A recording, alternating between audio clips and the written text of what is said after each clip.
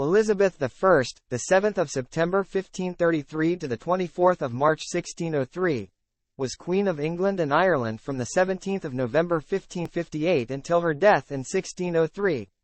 Elizabeth was the last monarch of the House of Tudor and is sometimes referred to as the Virgin Queen. Elizabeth was the daughter of Henry VIII and Anne Boleyn, his second wife, who was executed when Elizabeth was 2 years old.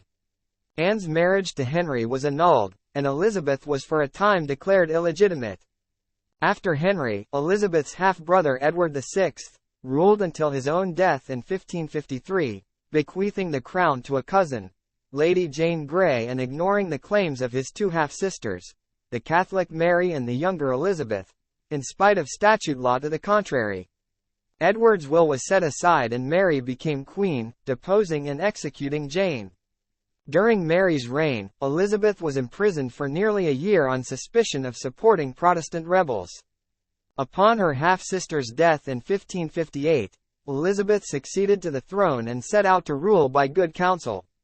She depended heavily on a group of trusted advisors led by William Cecil, whom she created Baron Burghley. One of her first actions as queen was the establishment of an English Protestant church, of which she became the supreme governor. This Elizabethan religious settlement was to evolve into the Church of England. It was expected that Elizabeth would marry and produce an heir, however, despite numerous courtships, she never did. She was eventually succeeded by her first cousin twice removed, James VI of Scotland. This laid the foundation for the Kingdom of Great Britain. She had earlier been reluctantly responsible for the imprisonment and execution of James's mother, Mary, Queen of Scots.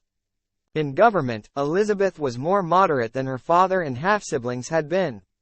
One of her mottos was Video et Taceo, I see and keep silent. In religion, she was relatively tolerant and avoided systematic persecution. After the Pope declared her illegitimate in 1570 and released her subjects from obedience to her, several conspiracies threatened her life, all of which were defeated with the help of her minister's Secret Service, run by Francis Walsingham. Elizabeth was cautious in foreign affairs, maneuvering between the major powers of France and Spain.